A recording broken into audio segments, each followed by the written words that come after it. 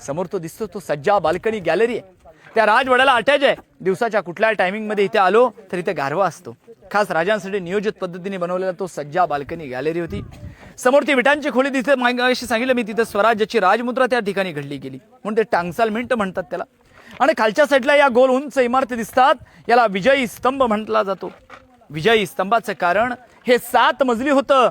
याच्या 7व्या मजल्यावर ज्या दिवस आपल्या राजाने कुठल्या गडावर विजय मिळवला, विजयी प्राप्त झाला की 7व्या मजल्यावर एक भगवा ध्वज फडकायचा, जेणेकरून आजूबाजूंच्या गडे किल्ल्यांना, गावातील रयतेला, गाव वड्यांना कळायचं आणखी एक किल्ला स्वराज्यात आलाय, म्हणून याला विजयी स्तंभ म्हणतात.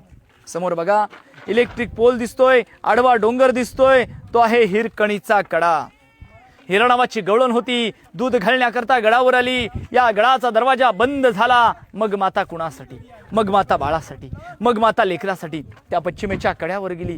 तिथल्या कड्या कपाऱ्याला वेली पाळीला धरून माता खाली उतरली. गोष्ट राजांना कळाली की जर माता लेकरासाठी खाली उतरू शकते, याचा अर्थ असा होतो उद्या शत्रू तिथून चढून येऊ शकतो. म्हणून बांधकाम प्रमुख हिरोजी इंदुलकरांना आदेश दिला गेला, हिरोजी स्वराज्याचे बांधकाम प्रमुख आपण जाऊन डोंगर तासून घ्या, बलाढ्य बुरुज बांधा. बुरुजाला नाव द्या हिरकणी बुरुज आणि गावाला नाव दिले हिरकणीची वाडी. कुणासाठी तर बाळासाठी माता खाली उतरली. पण मातेचा सन्मान हा छत्रपती श्री शिवरायांनी केला. कारण की स्त्री सन्मान राजा, ज्यांच्या दरबारात कधी स्त्री नाचली नाही, ज्यांच्या दरबारात कधी स्त्री रडली नाही, ज्यांच्या दरबारामध्ये परस्त्रीला मातेचा दर्जा दिला जात होता, अशा महाराजांनी त्या मातेचा सन्मान केला गेला. बोला छत्रपती श्री शिवाजी महाराज की जय. आता